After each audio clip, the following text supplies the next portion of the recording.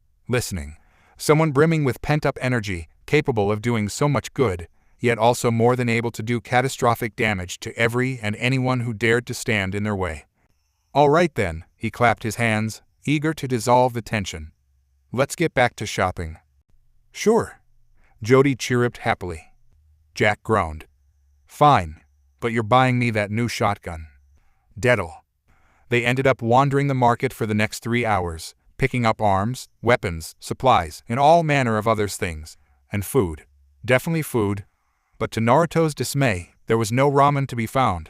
Not even a single noodle. Oh, they had all manner of exotic dishes he'd never tried before, but there was none of his favorite broth anywhere to be seen. Surely their worlds weren't that different. Yet it seemed they just might be, for stop after his stop, none of his delightful foodstuff was to be found. Oh, come on, he muttered, helmet folding down into his suit to reveal the extent of his displeasure, blue eyes leering into the hologram as though he could somehow make it manifest. Why is there no ramen? This is the 5th one. Whirling away without a word, he stormed off towards another kiosk, all too certain that he'd be denied yet again. Sure enough, he was. Oh, FCK me? Where is the ramen? I'm starving here, it's not funny, Jack. Jerking back in the direction of her laughter, he spun. And he slammed headlong into someone. Sorry, he muttered, cheeks heating up as his hands ghosted somewhere where they shouldn't be. He caught sight of a deep red outfit and appealing blue skin. I didn't mean to SHT. He hissed immediately as a pistol pressed against his stomach. Hey, easy now, no need to shoot. He raised a hand, and then the other, silently channeling chakra into his palms in preparation as he raised his gaze. I didn't mean to bump into you. It's my bad. Really, wow. Blue eyes met blue. My name is Samara, the woman began slowly. I am seeking a wanted fugitive. You are impeding my investigation and have laid hands upon me. Identify yourself. In his peripherals he could see the rest of the crowd, all but scattering terrified at the sudden appearance of the armed Asari. Where the hell were Jack and Jody? Whoa now, the name's Naruto. I didn't mean to touch anything. Already he could feel the beginnings of a frown plucking at his visage. It would be child's play to blast her away with a bit of wind chakra, but he chose the peaceful route instead. Come on now, we can work this out. Be that as it may, your hands did wander. FCK. Somewhere out of sight, Jack hissed. Naruto swore. Damn it, why'd you have to run into a Justicar? No, this definitely wasn't what Naruto had expected of the Asari when he'd first heard of them. Neither was a Justicar. Yeah, he sighed. I get that a lot. Look, I'm not trying to pick a fight. I am. So can we please put the gun away and discuss this like civilized beings? Pretty please? With ramen on top. There was a tense moment of silence between them.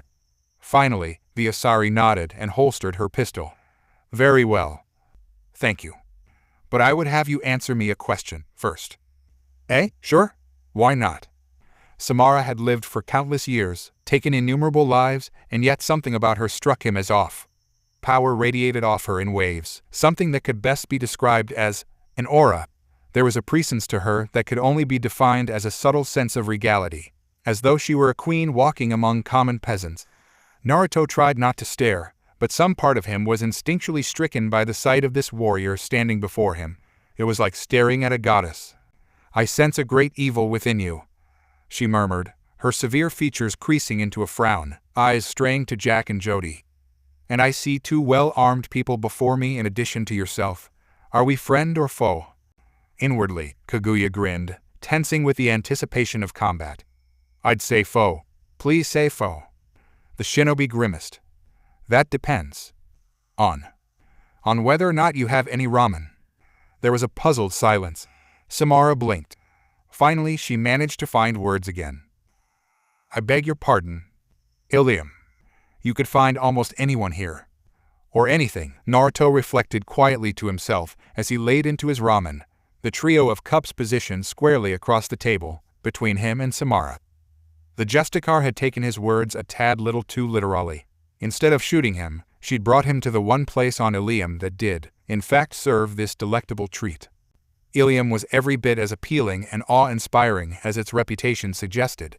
The capital Nos Astra was a vibrant megalopolis stretching out further than the eye could see and beyond what the imagination could visualize. possessing the spectacular look of the Citadel wards, made warmer and more welcoming by its planet-side setting.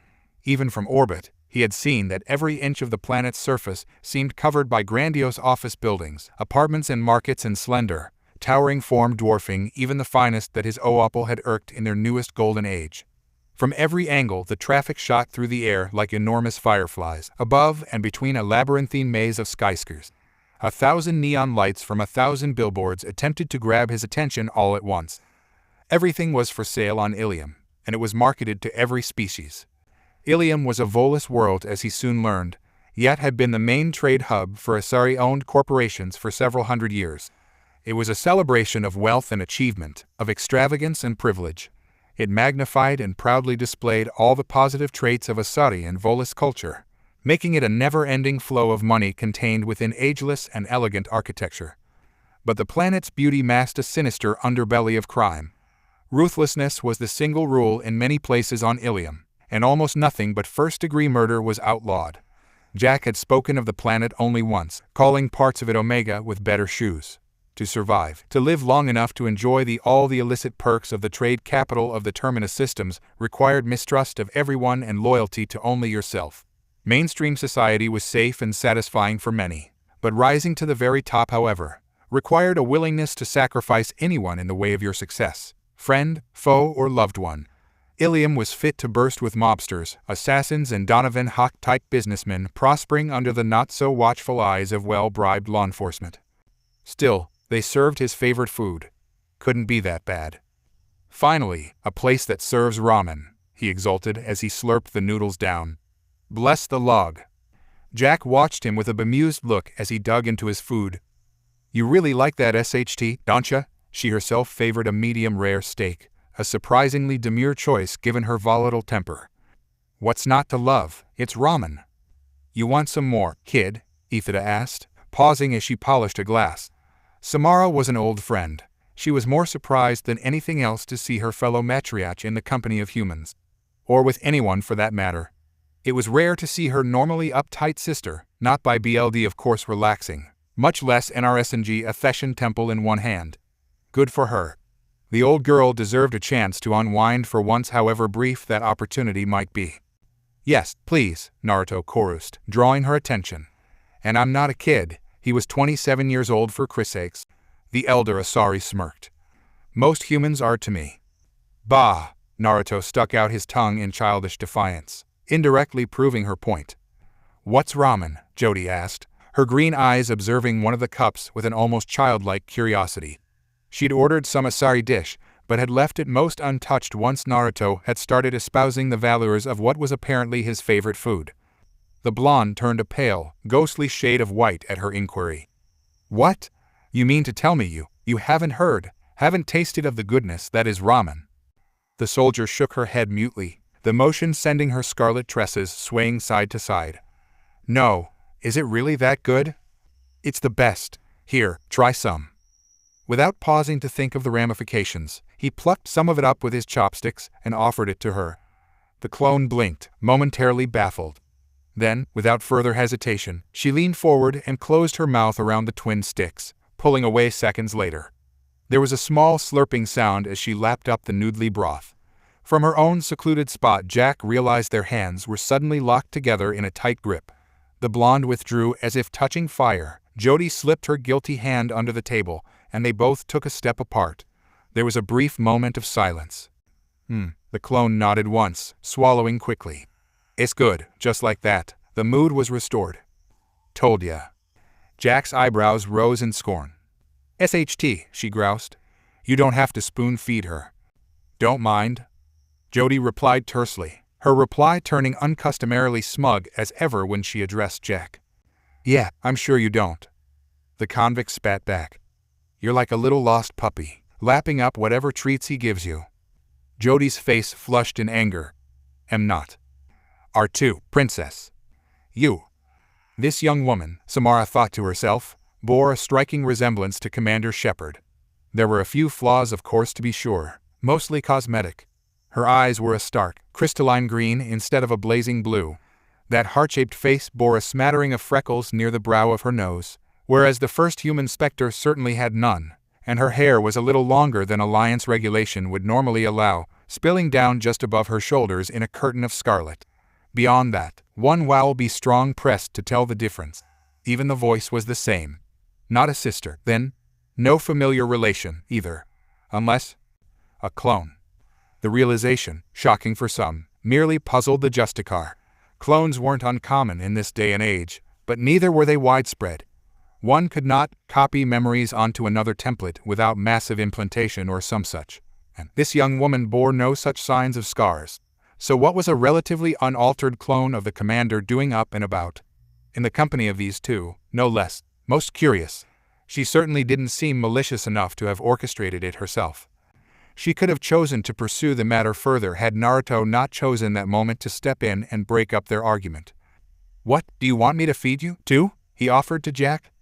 The tattooed biotic sputtered indignantly as he held the chopsticks, now fresh with ramen, towards her. "FCK, no, get that shit away from me." He leaned closer, grinning. "Your mouth says no, but your eyes." "Naruto, I swear to God." Jody stifled a laugh. That was all it took to get him going for real. "Yosh," Naruto threw up his arms. "Now is the time for chaos. I will destroy you." "Ha ha, you can try." Back at the bar, Ithida barked out a hoarse laugh. Kids these days. Samara was inclined to agree, and even permitted herself the slightest of smiles as she observed their little kerfuffle. It seemed these three were not the menace she had first made them to be. They were more of a dysfunctional family than a gang of murderous thieves. And this Naruto, he was much more than the fool she'd first taken him for, so much more indeed. She'd seen that discerning glint in his gaze before he started making a fool of himself in front Jack and Jody. He'd stepped in at the precise moment when tensions had begun to boil and acted in a manner that focused their attention on him instead of one another. But it was more than that.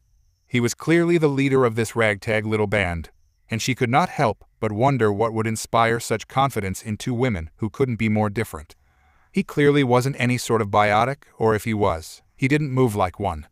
There was a levity to his words that sounded just a little forced, as if he were struggling to throw himself into what he did, and in doing so, forget or ignore the demon riding him. She could understand that much. But there was something her mind could not comprehend. A man with no past, a wanted convict, and a clone walk into a bar on Ilium. It sounded like a bad joke. Maybe it was. Still, they hadn't killed each other. They were a family, of a sort. Something about that word tore at the strings of her heart and plucked at emotions long buried, only just a little. What she wouldn't give to have hers back. Watching these three reminded the matriarch of her maiden days, when she would dance or fight or party the nights away. A simpler time. One long since past. A frown drew down at the corners of her mouth as she thought of this.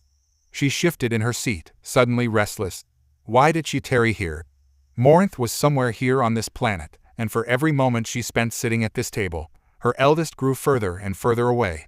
She needed to find her eldest before she smuggled herself off-world, or worse, found another victim. Knowing Morinth, it was only a matter of time. Steely resolve galvanized Samara. No. She would not allow her to slip away, not this time. Not when she was so close. Enough time had been wasted here already. Stiffly, she rose from the table. Naruto paused in what he was doing, his eyes following her. She knew what he was going to ask almost before the question even left his lips. Leaving already? In that instant Samara ached to tell him 1,000 different things, all of them lies. Instead, she told him the truth. I must continue my hunt. She wasn't expecting him to rise after her, and she certainly wasn't prepared for his hand to clamp down onto her wrist like a Varan's jaw. Incredulously, she glanced down at the offending appendage and was alarmed to find that she could not break free. Even with her biotics, such strength, a small part of her marveled at it. The rest of her became distinctly uncomfortable. Out of the corner of her eye she was aware of the clone, all but watching her like a hawk, ready to move if she tried to hurt the blonde. Devoted, this one. Release me, she said. Hey now, wait just a second. His tone was placating, soothing. This fugitive of yours, just how do you plan to find her? Behind them, Jack groaned. Here we can go again. By whatever means necessary. Samara answered, tacitly ignoring her fellow biotic. A thought occurred to her, then. I must stop her before she kills again.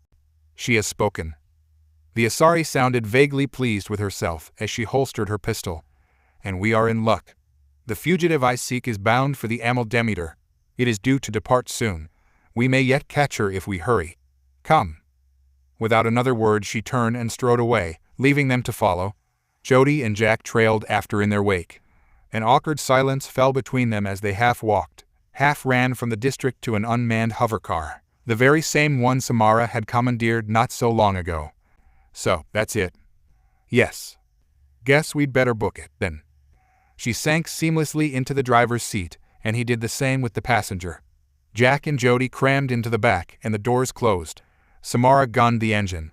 With a soft whine its repulsors caught, and in an instant they were off, shooting through the skylanes of Ilium. Her eyes caught his, held them. It felt like she was staring into the well of his soul, silently contemplating whether to speak to him or put a cold piece of lead in the back of his head. He wondered if he could get to her before she pulled the trigger. "I owe you my thanks, Naruto," she said at last, her admittance diffusing the tension. "When I came to this planet, I did not believe I would be working with others. You have proven yourself capable." Her words made him flush slightly. He'd always been big on praise, even as he grew older. That it was coming from an Asari matriarch did little to ebb the pride he felt swelling in his chest. "Gee, thanks, I think." Jack snorted in the back seat. "Don't look now, but I think we're here." All eyes shifted towards the cargo bay rapidly approach. According to the Eclipse Merc, the Demeter was to dock here, smuggling out illegal goods, and in this case, a wanted murderer. It made little difference to him in any case. Anyone who delighted in ending lives needed to be dealt with. Immediately. Quickly they disembarked from the shuttle, making for the nearest door. The area was practically swarming with Eclipse, also problematic. Before they could do either, however, the doors whooshed open before them. Naruto froze. A woman, a Turian, and wow. Just well, wow. What kind of self-respecting human woman wore a catsuit in this day and age? Might as well just have the girls bouncing in the breeze. And were those heels? In combat? Bloodily ridiculous. The little orange logo on the woman's outfit did little to assuage his disbelief. He very nearly barked out a laugh, and very well would have had Jack not snarled a foul oath. It was a simple word, one he didn't know or understand. Cerberus. But whatever the hell it was, it set the other squad off. All bloody hell broke loose. Guns rose. Safeties clicked to the off setting. Biotics flared. Samara looked ready to flay someone with her mind. "Stand aside." "You first." Jody growled behind her helmet. "I'll make you." "Whoa, whoa, whoa," Naruto shouted, trying to preserve at least a modicum of calm. "Easy, people, what came next didn't help any." "Subject Zero?" The catsuit woman spoke with an accent one he couldn't place, her perfect brow drawing up in surprise. "What the bloody hell are you doing here?" The convict hissed at her, a viper cornered by a larger predator and ready to bite. "My name is Jack, you Cerberus Beach." "Look, Commander, they've got the Justicar with them." The Turian murmured. "Ideas?" "Great," he grumbled. "More small fry." The harsh click of a loaded gun filled his ears. There was a silence, as though the trio were wondering whether they were friend or foe. Naruto sighed. "What, did we miss the party or something? Mind putting those guns away?" One wisecrack one, and a single glance at his mercenary armor instantly made him foe in their eyes. Now he had a freaking shotgun pointed at his face. Well, that escalated quickly. "So you're the one sabotaging our mission." The leader, a woman whose face remained sheltered behind an N7 helmet, growled out. She sounded absolutely livid, her voice vibrating with barely controlled anger. "Just who the hell do you think you are? Do you have any idea what's at stake here?" "Well, the name's Naruto. I love ramen, noodles, broth, and I have idea what you're talking about." "Okay, hotshot. Any last words?" "Violence it was, then." "Just one." He sighed, raising his hands. "Why such a big shotgun?" His lips twitched as she stilled. "Trying to compensate for something?" Jack snickered softly. "But wait, you're a woman, so..." Her only response was a furious shriek. Naruto twisted aside, feeling a warm fist shoot across his face as her shotgun discharged, the bullets shooting past his whiskered cheek with less than an inch to spar. Then he was focused on twirling out of the way his skin standing on end as a powerful biotic shockwave shot past him and caromed into a series of crates. In the same instant, Jack and Jody struck together as one, a concussive wave of biotic force, all but flattening the Turian and human woman to the ground. They'd live, hopefully. In the corner of his eye, he saw the N7 woman drawing a bead on him again. Without thinking, he instinctually moved a fist forwards, a column of air pistoning out from his outstretched hand. Unprepared for this unseen assault, the human woman didn't have time to brace herself. She could only cry out as a wall of wind picked her up and slammed her into the nearest wall with all the force of a small atom bomb. The impact knocked her helmet askew free, sending dark red hair glistening in the fading light of the citadel. She glared at him, her bright eyes shining blearily in the dark, boring into his own. Then she slumed, spieling, taking her. Blue eyes bulged. Her face. It was Jody's face. "SHT," Jack muttered. "Is that—" "Yeah." Jody removed her helmet. Her complexion was positively pallid. Why does she look like me?" They were looking at Commander Jane Shepard, formerly of the Alliance Navy, and he just knocked her out. Don't worry, I have an idea." "And that is?" Grabbing Jody by the arm, he turned and bolted. "We run like hell." Running like hell didn't work very well. Ordinarily it would have, but when one considered that there were several squads of Eclipse standing between them and their target, things became problematic. They ended up having to slog through company after Merc company, guns ablazing, biotics and chakra flaring, their weapons devouring clip after thermal clip and spitting what remained as empty refuse out the chamber. Ever eager to consume more. No words were exchanged between the four of them. Only death. Naruto didn't like it. He didn't like it at all. Apparently these squads viewed them as nothing less than dire threats to their objective, because the insufferable BSTRD fought to the last man. Or perhaps there was something more dire at work here. The last one he'd shot bore a crazed look in his eye, dying with the name Morinth whispered on his bleeding lips. Samara had become tense after that, her already icy countenance turning positively frigid by comparison. She was keeping something from him. He knew it. He'd asked. But whatever it was, she wasn't telling him. The silence hurt. Jody had fallen eerily silent as well since she'd seen Shepard's face. Her face. Or was it their face?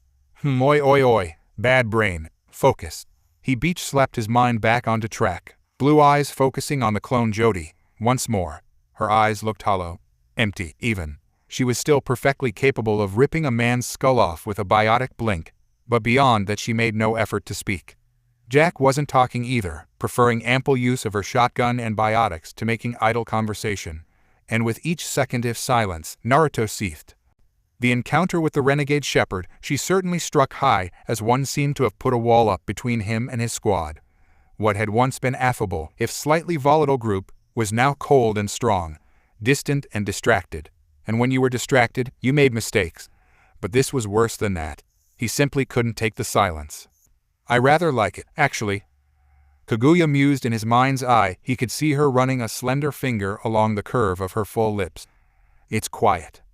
"Yeah, well, I sure as hell hate it." By the time they'd cut a swath through them and reached what he prayed was the final elevator, the tension had become unbearable. He ached to speak with someone, anyone, to dissolve this nameless tension that had sprung up between them. In the end, Naruto waited until they were all firmly within the elevator before he made his move, impatiently biding his time. They passed several floors in a rush, then he finally deemed it was time. Time to talk. "All right, enough." The three women started in surprise, staggering now at his hand smashed into the emergency stop, grinding the elevator a violent halt. "Naruto, what are you?" "You," he began, rounding on Samara, "are going to me what the deal with this criminal is. Now. Or so help me God, I will sabotage this elevator like nothing you've ever seen." His words resonated through the confines of the tiny cabin that was their momentary coffin. No more stabs in the dark. Answers. Now. Hearing those words, staring into those milky white eyes, Kaguya's eyes produced an interesting reaction. The Justicar. She flinched. The Asari paused, her mouth working as though she'd just tasted something incredibly foul. She actually seemed to be at a loss for words when faced with those blazing white eyes. "She that is Morinth, she is my eldest daughter, an Ardet Yakshi. I will not ask if you know what that means, only that she is an incredibly dangerous woman and must be stopped at all costs. She corrupts her victims, seducts them, sways them until they are nothing more than puppets to her will. And when they meld, she consumes them, burning out their nervous system and growing stronger from it. The words had come in a rush, and now they ended. Naruto blinked. SHT, I didn't know it was that bad. Part of him was tempted to apologize, but he knew in his heart that no words would ever change the pain. This is difficult for me to discuss. I am sorry if my silence offended. Was that so strong? His gaze settled on Jack. Don't you go all psychoanalyzing on me, buddy. The convict hissed, her voice caught trapped somewhere between a snarl and a growl. But yeah, I've got beef with Cerberus. BSTRD tortured and drugged me when I was a kid. That's all you need to know. I see 'em, I kill 'em. Simple as that. And when I find the ones that did this to me, those dark eyes narrowed hatefully, shining with foul purpose. The galaxy's gonna be missing some really nasty people. Got a problem with that. Naruto recalled the squad they'd wasted. The woman in the catsuit, that icon, Shepherd. She was with this Cerberus organization, a group that performed experiments on kids. Any respect he might have had for the woman evaporated in an instant. Jack wanted to kill a few of those BSTRD. He'd hold them down while she pulled the trigger. I'm surprisingly all right with that. Well, SHT. She actually sounded surprised to hear those words, the Mass Effect field engulfing her hand having all but vanished by now. Maybe I won't tear you a new one after all. Finally, his attention fell to Jody. Her silence was perhaps the most painful of all. He didn't need the Byakugan to see the tension in her shoulders, the way she nervously chewed at her lower lip as his eyes settled upon her. Just looking at her reminded him of a kicked puppy. Poor thing. Jody didn't know what was going on. Didn't understand. And how could she? Someone was wearing her face. She didn't know that it was the other way around, that she was an incredibly powerful clone who, through means Naruto himself didn't quite understand, appeared to most, if not all, the memories of the original. Jody didn't know any of that. If anything, she looked like she needed a hug. But he doubted she'd react all that well to physical affection right now. And as for you, his voice softened as he beheld her. You are your own person. Hey, she tried to turn away, to which he cupped her cheek and turned her face back to him. Listen to me. You're you, Jody. No matter what anyone else says, or what we found you in that old pod or anything else. You have thoughts, feelings, emotions. You think. You're real. You exist. Those thoughts, those feelings, they belong to you. Nothing can take them away, not in a million years. And if anyone tries, I'll cut their ass off and sell them to a Krogan. He finished, making his voice as intimidating as he could possibly hope it to be. It worked. Jody lowered her gaze until she was staring firmly at her boots. Her cheeks were a bright red, the warmth of her face burning into his battered glove like a small heartbeat. Thank you, she said in a tiny voice. Belatedly, he realized her cheek was still resting in his palm. An awkward silence, even longer, stronger than the last, seemed to fall over them. Finally, Naruto managed to salvage the situation with a half-heart smile, one he didn't entirely feel. It's what I do. Great, Jack quipped. Happy feely time is over. Now, can we get this show on the road? The Demeter is due to depart in less than 5 minutes. Samara informed. Call the car to our position, then. Satisfied that all was as it should be once more, he slapped the controls again, and they shot upward once more. It's a trap, trap, trap. Kaguya sang softly in his mind as they rose to what she believed was almost certain doom. It's definitely a trap.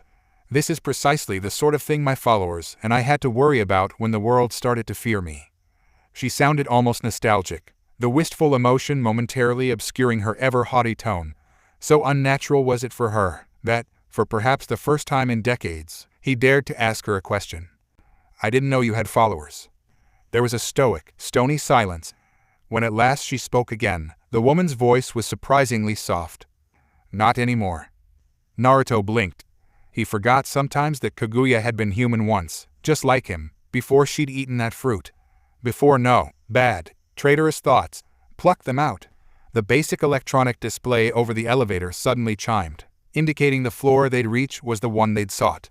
Lit up in a bright 25, with a quiet ding.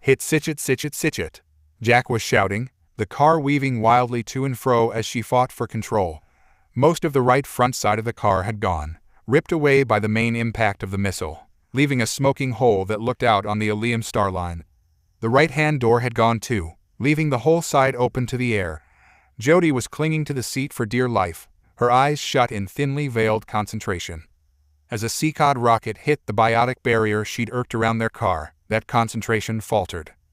Oriana yelped and tried once more to curl into a fetal position between the two women. She'd recovered enough sense to realize she was in danger, but also enough to sass her rescuers. Much to their intense annoyance, "Somebody get me off this thing," she cried. "I want to get off." "Yeah, and I want a Star Cruiser. Not gonna happen, sweet cheeks." Jack. "What? Somebody's gotta be the honest one," Naruto growled. "Samara, help Jody." Without waiting for the wounded Asari's reply, he slapped the front seat with his good hand. "Jack, up, now. FCKU, I'm driving. Have you ever driven something like this? Just avoid the goddamned missiles." "Fine, FCKU very much." As the tattooed convict kicked the car up a few gears and sped off, another missile, a gleaming blue of light shedding layers like an onion, whipped past barely 5 feet away on the right with a roar. And on top of it all, his mouth had started to bleed again. The Amaldemeter was less than a foot ahead of them, the distance shrinking fast. The killer Morinth was just inside, close enough to touch, enough to reach. If someone did something really, incredibly stupid. He risked a glance over at Jody. Her nose was bleeding, eyes quivering with strain as she fought to keep the barrier up. Samara wouldn't be going anywhere with that wound. Jack was still driving. No way in hell was Oriana up to something like this. Which left him. Swearing, he slapped the hatch and peeked out what was left of the passenger door. Wind lashed at his face, nearly ripping him clear out of the air car. Jack shouted at him over the gale and tried to pull him back into the car. He shook her off, a subtle sheen of chakra engulfing his legs. She noticed. "What the hell are you doing?" "What does it look like I'm doing, woman?" he snapped back, roaring over the storm. "Like, just F-seeking drive." Incredibly, she complied. With that, he leaned out once more and steadied himself. Kaguya took one look down with his eyes and gave a fearful shriek. "Don't you dare." "Hosh it," Jody suddenly yelped, and Naruto's head jerked up reflexively at the noise. The clone was breathing strong enough to hear over the comm link. Barriers gone, sure enough it was. The subtle veneer that had once coated the car seemed to sputter and die before his very eyes, depriving them of the much-valued protection. With him leaning out the door, Naruto could think of only one appropriate phrase to describe this situation in that moment. "FCK, my life." Then he leaned out of the opening, tensed his body, and jumped. There was absolutely nothing to tell him that he was ascending, then falling besides the fact that his stomach appeared to be making a concerted attempt to relocate to his skull. The sky outside was utterly unmoving from his perspective. Leaning over to look down at his feet, he could see a whorled pad of colors shooting by from below as he fell towards the Demeter. But the wind was nothing short of eerie. For a terrifying instant his body was completely weightless, hanging between the skycar and the ship. He could see his legs flailing wildly beneath him, searching for traction and finding none. Behind him, he was aware of Jack's disbelieving shout and Jody's cry of pure terror. Ahead of him the Amaldemeter drifted in the air like a giant metal monolith, utterly uncaring whether he succeeded or failed.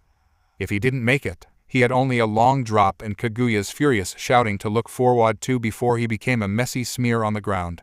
Not something he was looking forward to.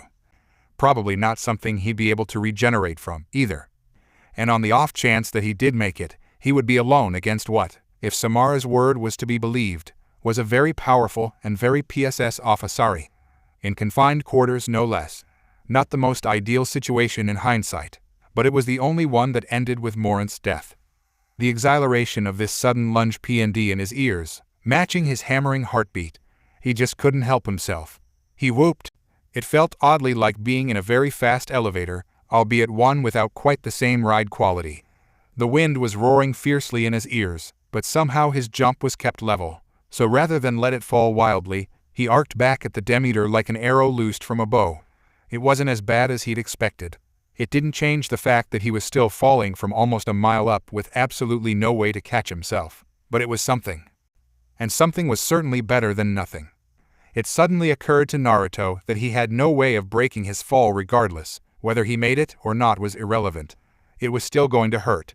And it did. Clunk. In that instant, all of his being focused on stifling the shout that threatened to come roaring out of his throat.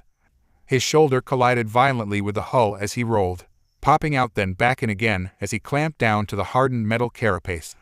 Oh, 1,000 times. Oh. Almost immediately the winds tried to peel him off and fling him back, but he glued himself to its shell like a spider with chakra. All around him he could hear the air rushing by, the occasional discharge of the ship's shields crackling around him, leaving standing his hair on end. If the pilot was at all aware of an unwanted guest clinging to his ship, he certainly didn't seem to be aware of it. Yes, Naruto exulted quietly, clenching a fist. Mission accomplished, baby. He allowed himself a moment of celebration before turning his eyes on the battered black hull.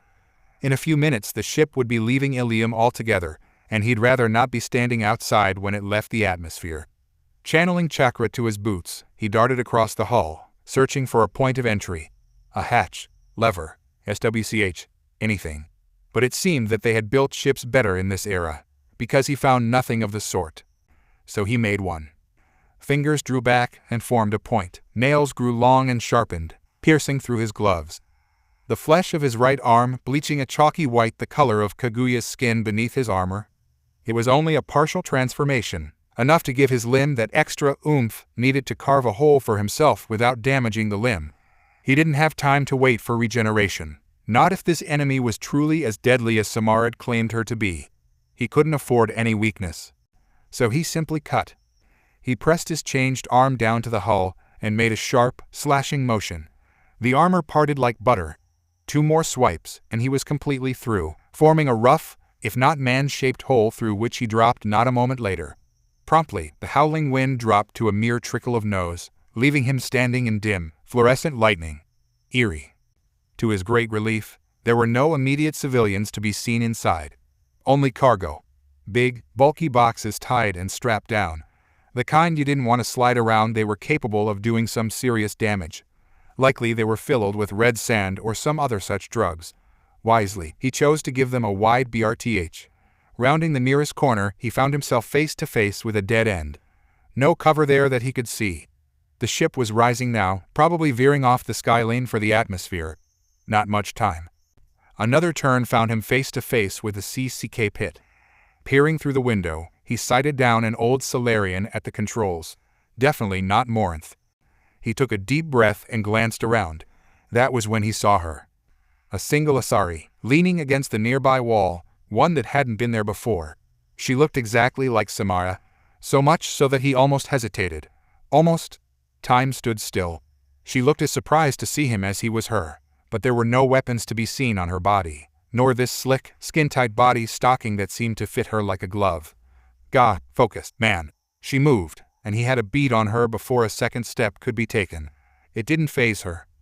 "Hello, stranger," she said, somehow making the word sound like a purr. She was wholly at ease, utterly unflinching in the face of almost certain death, staring down the barrel of a gun. "The name's Morinth. To what do I owe the pleasure?" Her every word radiated a subtle vibe and ease that permeated the very air they breathed. Something was wrong. Naruto followed her warily, watched her every movement with his eyes. His senses screamed that she was not to be trusted, that he needed to end her. Here? Now. Yet surely it couldn't hurt to hear her out. No. A blink and a subtle nudge from Kaguya was all it took to shove the Asari's influence away. "Get out of my head," he hissed, raising his rifle once more. "I'm here to kill you. Nothing more, nothing less." "Is that what my mother told you?" Those full lips quirked in a petulant pout. "That I'm a monster?" "Yes." Pity. Then she speared him in a biotic charge before he could blink. The air rushed out of his lungs in a mighty whoosh. Power, momentum, velocity. All these things and more added up to send him hurling through the CCK pit, smashing down against door and driver both. Pretty sure that killed the Solarian. Before he could rise, she was on him, her hands locking around his face. His knee shot up, smashing into his stomach with enough force to smash her back up against the ceiling. He thought that would do it. But incredibly, she held on. Blue eyes blazed black. Something stabbed into his mind. Naruto snarled. "You're mine now." She wasn't expecting him to laugh. "You think you're a monster?" Blue eyes flashed white, veins bulging on either side of his visage. "You think to make me burn? Foolish creature. I am the inferno. I am your death." The hunter became the hunted. This being, this thing, this presence, it defied all logic. Any attempts on her part to define the enormity of the existence before her would have been fruitless. Older than time itself, she was but a speck before her, could no sooner quantify who or what or why it was, only that it existed, and there was nothing she could do, and oh goddess, what had she done? Something grabbed her, a parasite, latching onto her mind. And in that awful moment, for the first time in decades, Morinth felt something other than longing. An emotion strong enough to overpower her arrogance and self-confidence, filling her with dread. Belatedly, she recognized it, this age-old emotion, the one she'd first felt when she'd learned her own mother would be hunting her down. It had a name. Fear. Too late, the ardent Yakshi tried to break the meld. Kaguya held it open, and then she swarmed over the other side. Morinth received the same treatment she dealt to countless others over her many years, the pain of having every thought eroded, her mind overloaded. Her brain began to bleed, hemorrhaging blood and other fluid as Kaguya systematically destroyed her nervous system, burning it out. Her mouth opened in a silent scream, the sound trailing off as her consciousness as utterly devoured and obliterated. Her corpse, alive one moment, then dead the next, shuddered as the rabbit goddess took complete and total control. "Ah!" Morinth's lips began to move again, cooing. Finally, a body. The gun was at her temple before she could form a third thought. "Drop her. Don't worry," she soothed with Yasari's voice, glancing down at Morinth's pale, slender figure.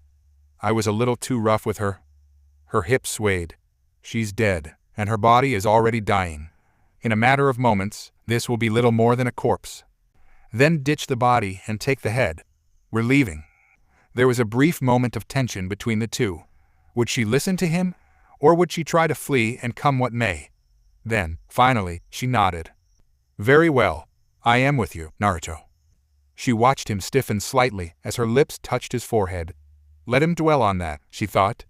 Then there was only pain for both beings, wincing as her consciousness returned to where it truly belonged.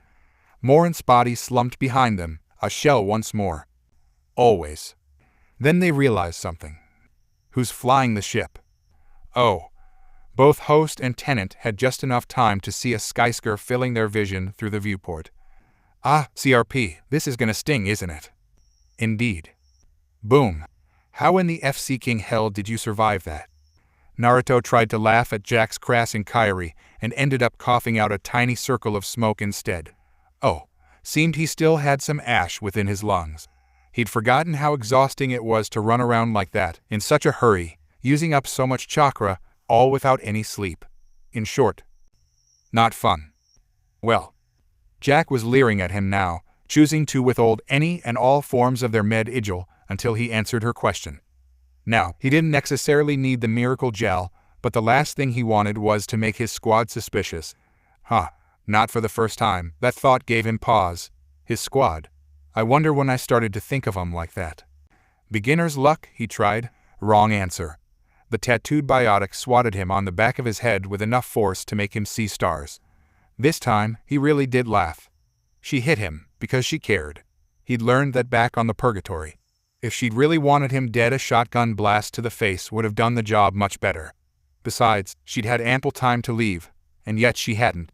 She was the only member of the group uninjured as of yet, and thus had the unwanted task of NRSNG each of them back to health. After all, no one in the Suicide Squad, he'd thought up that little moniker himself, was particularly trusting of hospitals in Ilium. Our blonde protagonist was a little dizzy from using so much of his chakra, both divine and otherwise, in one outing. Let it not be said that using Kaguya didn't have any drawbacks, coupled with the fact that it had been more than 3 days since he'd woken from cryo and hit the ground running, and well, he was exhausted. Samara was recovering from her gunshot wound through sheer force of will, a generous application of med-igil, and of course, meditation. Jody could be heard feasting in the kitchen, devouring an exorbitant amount of food to replenish the stamina she'd expended today. He supposed it came with being twice as powerful as your average biotic. Poor Oriana was passed out in the bedroom somewhere, exhausted by the loss of both her parents, as well as the violent uprooting of everything she'd ever known. Her trauma was mostly mental, the physical, minor. But Jackie? Not a scratch on her. For some reason that the last Uzumaki couldn't yet bring himself to stand, the loner had chosen to stay with them. Perhaps she reasoned there was safety in numbers. Maybe she was just trying to screw over Cerberus and all those affiliated with them. Or maybe, just maybe, somewhere in that twisted pit of an organ she called a heart, the convict had actually started to care for her companions. Jack bopped him again. Yeah. I believe he enjoys that. Samara chimed from her perch on the nearby couch. He could hear a smile in her voice. She'd been surprisingly broken up over the death of her child. Yet, in the days since, a light seemed to have been lit in those crystal blue eyes. Even now, as she recovered, the matriarch was the picture of serenity. Now she'd just made a joke. That got a grin out of her. Well, that makes two of us. Now PSS off. And as for you, her dark eyes cut back to him. Spill it. How did you get out of that building? The shinobi smiled and shrooged as Jack tried to press him again, then cringed slightly as a vambrace fell off his mangled armo and clattered to the floor at his feet. Yup, he definitely needed a replacement. Lots of luck. Anag. In truth, it had been a great deal more than just luck. That he still drew breath enough to complain at the moment could be attributed solely to his own skills. Not Kaguya's. He'd used his superhuman strength to blast a hole in the Demeter mere moments before impact and dive into the skyscraper. It only took a split second to create a Racing Shuriken and another to throw it.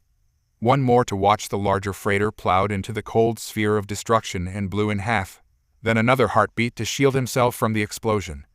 The subsequent explosion had blown him clear out a window and sent him skidding down the sloped side of the building.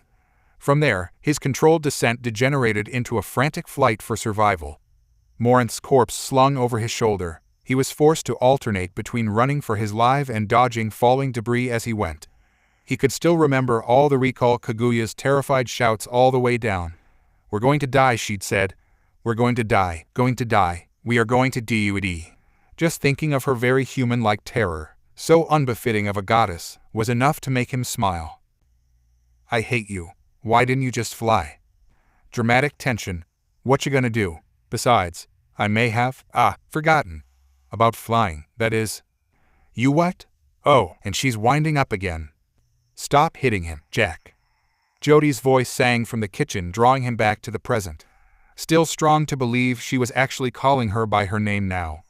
They'd mellowed towards each other after the incident in the cargo bay, just enough that he didn't have to actively intervene every time they butted heads, because it seemed like that was about to happen again. Sure enough, the freckled redhead came around the corner idly munching on a granola bar as she walked. Green eyes widened slightly when she saw Naruto was still wearing the melted husk of his old armor, but if she was at all upset by it, she did little to show it. His eyes, her beef was with Jack, not him. "Why don't you make me, princess?" Of course, that set Jody off like a Varan in a china shop, and soon enough the two women were bickering all over again. Naruto chose not to intervene this time as they bickered, instead limping over to one of the few empty couches positioned by the VD screen that provided them with regular updates on Ilium. Little arguments like this made it all worthwhile. After the chaos that came with the chase, they, along with a very stressed Oriana, had retreated to a nearby apartment to lick their wounds. It was, all things considered, a successful mission, even if they had picked up an extra mouth to feed. But Naruto was satisfied. Morinth was dead, Samara was on his side, and, with all the credits they'd taken from the Eclipse mercs, they could keep this place booked for the foreseeable future. It was a home, for the time being. At the very least a temporary one, until the Vendetta Kami he needed to change that name was refueled and restocked with food they could actually eat. It suddenly occurred to him that he had no idea what to do next. All of his actions until this moment had been based solely on reaction from waking up in Purgatory and beyond. Finding Jody, fending off Samara, helping Samara, rescuing a young girl who bore an eerie resemblance to one Miranda Lawson, hijacking a ship, killing an Ardat Yakshi, crashing the ship into a skyscraper. Did he mention crashing the ship? Should be interesting to see how you top that. Kaguya mused as he slumped into the seat. Naruto ignored her. For a long moment he chose to just lay there, allowing the aches and pains in his arms and back to ebb and flow away. It was the first real chance he'd had to sit down after the insanity of Ilium. His mind had a chance to think, a real opportunity to ponder his next move, whatever that was. Is there something you wish to ask me, Naruto? Blue eye fluttered open to find Samara sitting a ways across from him, glowing white eyes staring out at the city stretching before the two of them. The Justicar had not moved to sit beside him, because he was the one to have moved. He realized that he'd accidentally chosen the couch nearest to her, thereby interrupting her meditations. Scooping himself up off of the sofa, he moved to sit beside her, mirroring her cross-legged pose with all the grace and poise that came with being a shinobi. Not really, no. He stayed sitting there for 5 minutes or so, taking in the familiar shadowy recesses of the vast building blocks of the planet. Won't be able to enjoy this view for much longer now that we've PSS off Cerberus. That's actually a fair point. We'll have to blow this place soon. Leave the planet. But what then? So far I've just been reacting. Now that I have free reign again, what the hell should I do? What should we do? That got his mind whirring with ideas. The Vendetta's a nice ship, and all, but even after the restock and resupply it's going to be mighty crowded in there. Far too good a ship to scrap and tear apart, though. Upgrade it, maybe? Yeah, that's probably a good idea. Might as well do it here. Make it a human vessel. Old girl's got a phalanx cannon and all, but she needs armor plating, better shields, maybe even a lounge or something. So many possible lights, and with all those credits we've got, it's definitely feasible, said. Naruto blinked, momentarily abashed to find that his mind had gotten away from him. He'd always had a fascination for things that went boom. I said you seemed distressed. Naruto grimaced. He didn't like that she could read him so easily. I'm fine, really. Liar. How are we doing? He asked instead. I am well, she replied, forcing a smile. Because of the code. Yes, Samara blinked, surprised by his and. If I follow the code, I am just.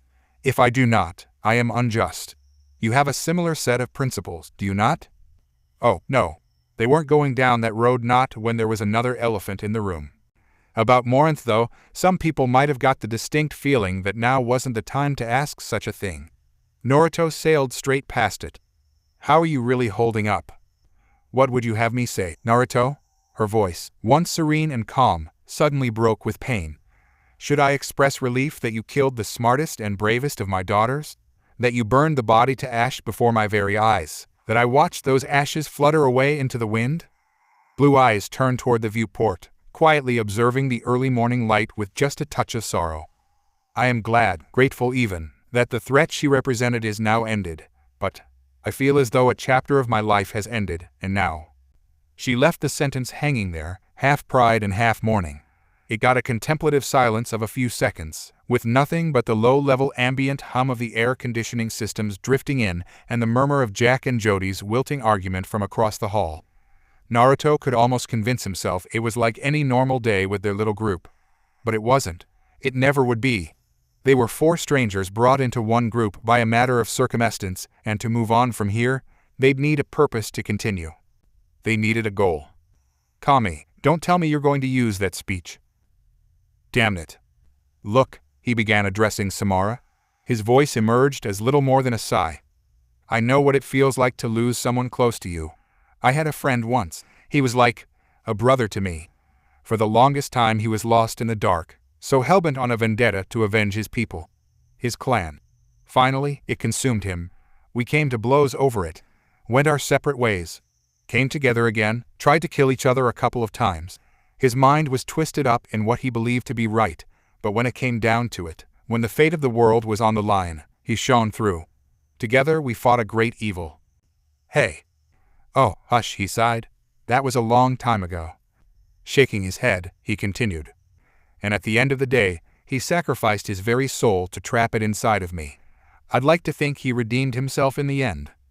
The Justicar looked at him for a long moment, her expression inscrutable. This is why I sense that darkness within you. It was not a question. You are not human. Neither was that. Right on both counts. Naruto chuckled sheepishly, his good arm rising slowly to scratch at the back of his head. So, could you not tell the others? I think they'd appreciate it more if it came from my mouth. Well, he hoped Jack would understand. The alternative was being shot in the face. He easily didn't want to be shot in the face. And you are certain they would not disapprove? They have proven themselves capable of violence at the slightest provocation. Lies and slander, Naruto murmured. They're good girls, just misunderstood. There was a beat of silence between them, Justicar and Shinobi. Neither spoke. Perhaps they didn't know what to say. Maybe they were each equally unwilling to degrade the moment with words. Both recognized each other as a warrior of their time, a force to reckon with, wholly uncompromising in their ways. Finally, someone broke. You are different from anyone I've met. Samara inclined her head minutely, respect shining in the cold pools of her eyes. You have been given multiple opportunities to commit injustice, such as aiding Cerberus, and yet have not. You have proven yourself a warrior of virtue. Those icy orbs held him, leaving him momentarily transfixed. I would be honored to work with you. Great. Naruto said sepulchrally. Feel free to sign the roster. I must be sworn to your service then, so I am not forced to choose between you and the code. Oh, that sounded binding. She was rising now, standing. That isn't necessary. Too late. Wordlessly she dropped to a knee. A faint biotic glow suffused her body. Her limbs, blue eyes blazed white. By the code I will serve you, Naruto. Your choices are my choices. Your morals are my morals. Your wishes are my code. With those words her entire body seemed to pulse. There could be no other word for it, and all the hairs on the back of the blonde's neck stood at attention. He realized he was witnessing something few must ever see. How rare it must be. A Justicar, someone who prided themselves on justice itself, relinquishing her code to serve under him. It was humbling. I'm honored. If you force me to do anything dishonorable, she said as she rose, I may be forced to kill you once my oath is released. Was that a smile, lifting her lips just now? Naruto blanched. Right. I'll be sure not to do that. Both warriors turned as Jody made herself known, having at some point disentangled herself from bickering with Jack. Her words, however, were directed solely at Naruto. Slowly, grimacing at the cracking sounds that his melted armor made, he rose to his feet. Something you needed. So, what are we going to do with her? Green eyes shifted uneasily to the one room no one had dared enter for the last hour. Naruto's gaze cut to the bedroom where Oriana had barricaded herself. He'd nearly forgotten about her. Is she still in there? Yeah, Jack chimed, glancing up from her now disassembled shotgun. Just checked a second ago. Little SHT's out like a light. Naruto sighed, his brow drawing down in a soft frown. If that woman really was her sister, well, he didn't have much choice now, did he? His morals wouldn't let him do anything less. He suddenly realized that Jody was watching him, waiting to see what he would do next. She'd been watching him from the moment he'd released her from her pod, observing. His morals were her morals. For everything he did, every good deed, she had struggled to emulate him. He'd never been more aware of that than he was now. Talk about your carte blanche. Hey. An incredible idea entered his mind. I know that look. Jack frowned, hopping off the counter, her earlier argument all but forgotten. What are you planning? Impossibly, his smile grew. Something very stupid. You up for screwing with Cerberus? Her grin was the purest, most vindictive thing he'd ever seen. Hell, yes. Now's as good a time as any, I suppose. Kaguya prodded him. Gah, I know. Then listen up. Then listen again. I've got something to tell you guys. He told them his plan. Then he told them what he was, what he could do. And when all was said and done, there was no confusion. No dissent. No demanding of answers. Just simple, muted agreement. They would not judge him for something he had no control over. To his amazement, Jody actually approached him. When she grabbed him, he stiffened, his instincts screaming for him to move. But there was no danger. Her arms were not trying to strangle him. She simply held onto him, her face buried in his shoulder. Her tentative embrace lasted all of 1/10 of a second before Jack muttered something. Jody jerked away, cheeks flaming as she returned one insult with another. But the deed was done. It had served as a reminder. He wasn't alone. He would never be alone. Naruto stayed standing at the counter for a second, staring out of the narrow window above it in thought. The view wasn't particularly grand or great, just showing yet another orange-tinted, skyscraper-filled vista. But hey, it was better than nothing. Anything was better than nothing. In his mind, Kaguya was practically purring.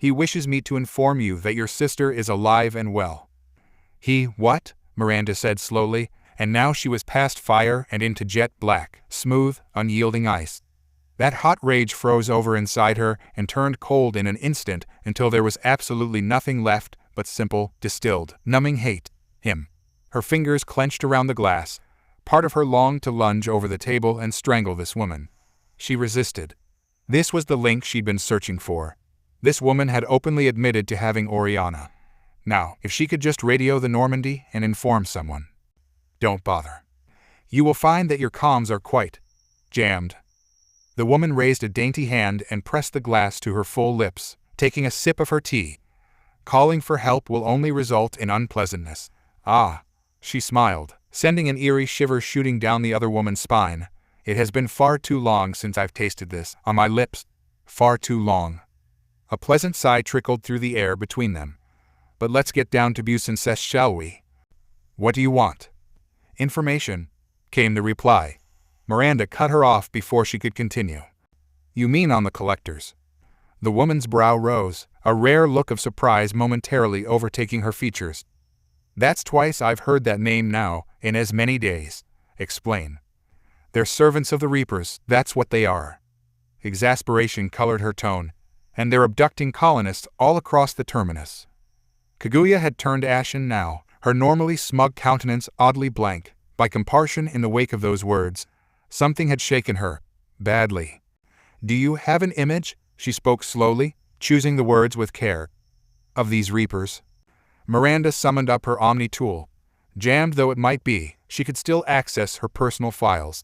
The picture arose almost immediately, revealing the likeness of what looked like a giant, armored, interstellar squid of some sort. Miranda had no way of knowing, but these were the same creatures that had once struck fear into the heart of this woman. She had no way of knowing that she was practically a goddess, that even she feared these creatures, that she despised them beyond all else. "That was sovereign, a Reaper," she explained. Kaguya nodded slowly. "I see." Her words were barely a whisper.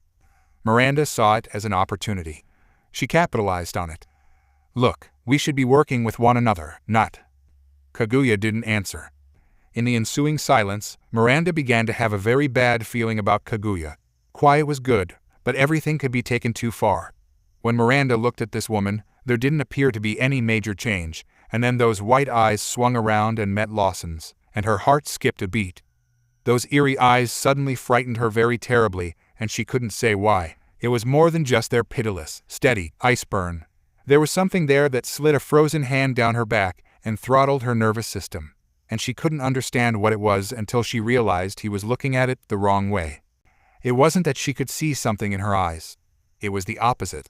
She couldn't. What she was looking at was the complete absence of limiting factors, of constraints and rules and codes and anything that it could or would have held a sane, rational persona back on any other day. She was staring into an abyss that was staring back. And then the woman spoke. "I am not here to negotiate an alliance, Operative Lawson." Her voice could have frozen hydrogen. "I am simply here for an exchange.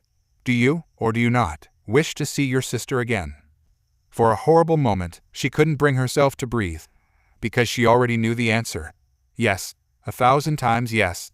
She loved her sister more than life itself, more than Cerberus, more than humanity.